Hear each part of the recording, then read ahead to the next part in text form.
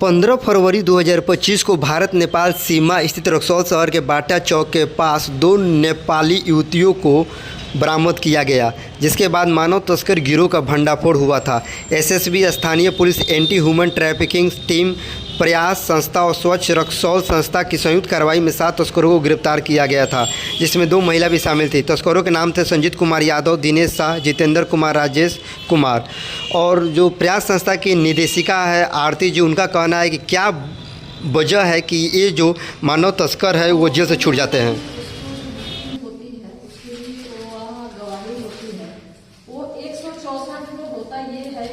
कि हमारे काउंसलिंग में बच्चियां बोलती कुछ और है और कोर्ट में जाने के बाद तुरंत उनका चेंज हो जाता है।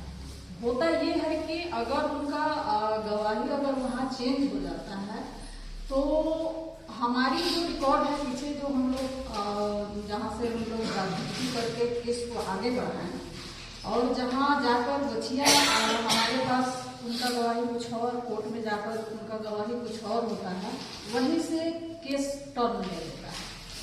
क्योंकि अगर बच्ची बोल रही है कि नहीं हम अपने मर्जी से लेते, जहाँ तक माइनर बच्ची है वहाँ वो कुछ बोलती है तो उस पर कोई ये नहीं है। मगर जहाँ एडल्ट है, जैसे 14 फरवरी वाला ही केस है, उसमें हम लोग यहाँ FIR किए भेजे। वहाँ जाने के बाद कोर्ट से उसके मतलब से पूछी गई कि क्या तो उसमें जो विक्टिम थी वो एडल्ट थी, तो वहाँ वो बताए कि हम अपने घर जाना चाहते हैं। कोर्ट उनको ऑर्डर कर दिया कि आप जा सकती हैं। रहा बात की जो उसमें अभियुक्त है, अभियुक्त अपना उसमें ये बेल फाइल कर रहे हैं, तो ये बेल फाइल करना सबका अधिकार है। बेल फाइल करना और बेल मिलना केस बंद होने की बात नहीं है।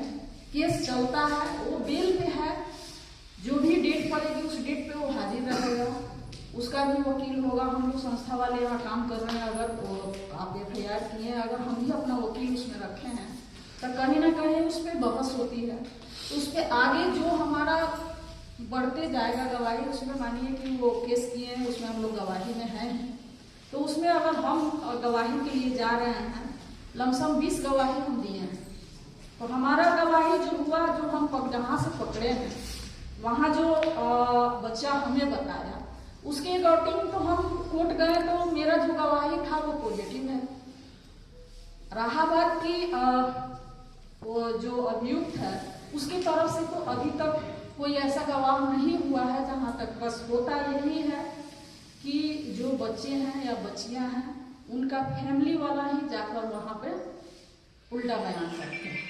इसको चलते केस में थोड़ी सी दिक्कत आ जाती है, इस कारण से उनको सजा नहीं अभी हो पा रही है। तो हमें ये करना होगा कि हम अगर रेस्क्यू कर रहे हैं तो हमें विक्टिम के फैमिली तक पहुंचना होगा, उनको जागरूक करना होगा, उनके समाज को जागरूक करना होगा, उनको समझाना होगा।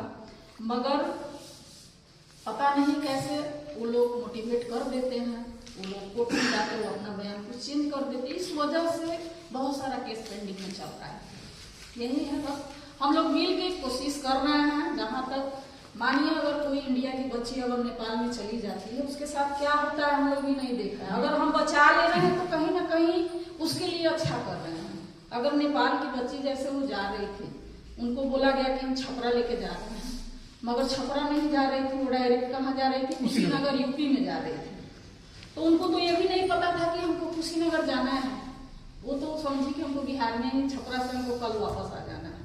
मगर यही है, अगर वो उसके पास, अगर वो लड़कियों के पास ये समझदारी है कि नहीं कहीं ना कहीं ये आदमी हमारे साथ गलत कर रहा था, जब ये केस ओपन होगा, जब उसका गवाही के लिए उसको बुलाया जाएगा, वो आकर बोलती है कि नहीं ये आदमी हमारे साथ फ्रॉडगिरी किया है, कि हमको बोला कि कहीं ना कहीं आप तुम चलो हमारे साथ बाहर काम करने के लिए, वहां हम जा रहे हैं, जाने से पहले वो हमारा वीडियो बनाता है। ऐसा क्यों? या ये कौन सा पूजा है? हमारे पूरे भारत में हमको नहीं लगता है कि ऐसा कोई पूजा होगा जहाँ पे पूजा में बैठने के लिए इंची टेप से बच्चियों का शरीर का नाप होगा और वहां बैठने पर उनकी क्या है कि कह रहे हैं कि पैसों की बारिश होगी। ये तो अंधविश्वास पे भी फैलाकर नेपाल से लड़कियों को ला रहे हैं। तो थोड़ा अगर वो एडल्ट है, उनका परिवार है अपना, वो लोग भी समझे। जब तक ये लोग जागरूक नहीं होंगे, हम लोग का जो कर्तव्य है, हम सारे एनजीओ मिलके हम अपना कर्तव्य पूरा कर रहे हैं। मगर कहीं ना कहीं विक्टिम फैमिली है, विक्टिम है, अगर हमें सपोर्ट जहाँ तक कर रही है हम सफल हो रहे हैं, अगर जहाँ नहीं कर रही हैं वही विफल हो रहे हैं। तो निरंतर हमारा प्रयास जारी रहेगा।